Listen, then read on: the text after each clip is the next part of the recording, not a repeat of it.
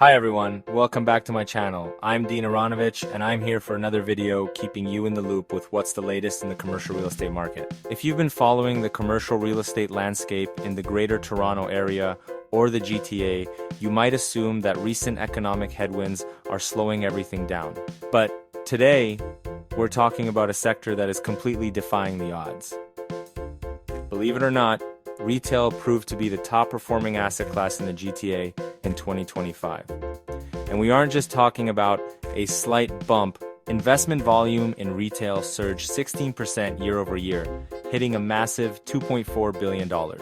So, what exactly is driving this boom as we move through 2026? Let's dive into the data. When you think of a $2.4 billion retail boom, your mind might go straight to massive, flashy fashion malls. But that's not where the smart money is going. Right now, food-anchored strip centers are absolutely dominating the landscape. In fact, these local grocery-anchored plazas have ranked as the most preferred product and market combination across all of Canada for 9 consecutive quarters. The momentum for this category is incredibly strong, but there is one major problem for investors. The available inventory is exceptionally dry. Because this highly coveted product rarely comes to the open market, having strong off-market relationships has become a buyer's only real edge for securing a property. And when they do finally make a purchase, buyers are paying premium prices, often over $400 per square foot in the suburban GTA. So, who is throwing down this kind of cash? Overall, capitalization rates for food-anchored retail are sitting tightly between 5% and 6%, and we are anticipating even more yield compression throughout 2026.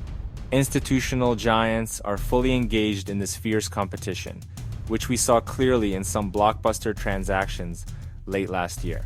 Major real estate firm BentallGreenOak made massive waves by acquiring 2 huge retail hubs. In August 2025, they purchased Rockwood Mall in Mississauga, which registered as the second largest retail deal of the entire year. Shortly after, they secured Armadale Square in Markham. This is a massive 143,000 square foot plaza anchored by a major Asian grocer, a Shoppers Drug Mart, Marks, and Winners. They bought it for approximately $58 million, which breaks down to roughly $407 per square foot. But what happens when you have huge demand and very little product? Finding prime retail space is becoming increasingly difficult for tenants. Right now, nationwide retail supply remains highly constrained.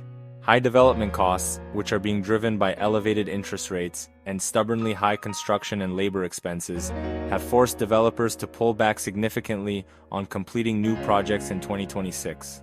This tight supply means that rental rates are climbing, showing increases in 37 out of the 120 retail format types recently tracked. However, the broader retail market is facing a distinct shift. Experiential and necessity-based formats, like grocery stores, medical clinics, quick-service restaurants, and essential services, are heavily outperforming traditional apparel and mall formats. This divergence between necessity and traditional retail became incredibly obvious recently. The market saw a significant drag from recent Hudson's Bay store closures, which actually pushed negative net absorption and retail vacancy in Toronto to its highest levels since 2017. But because new construction is essentially paused and necessity-based retail is so resilient, the market has entered the new year with intense competition for existing prime locations. As we move deeper into 2026, the retail market is on a stable and highly competitive footing. The sector remains a primary target for sophisticated capital. The humble neighborhood plaza, which used to be the overlooked stepchild of commercial real estate, has proven to be the most resilient piece of our urban landscape. As institutional players continue to bid up these local hubs, it leaves us with one big question. Is this necessity-based trend a temporary safe haven, or have we permanently rediscovered the true value of the local strip mall? Let me know what you think in the comments below. If you find this video helpful, do not forget to like and subscribe for more deep dives into the commercial real estate market. If you're exploring opportunities in Toronto's evolving commercial market, let's connect.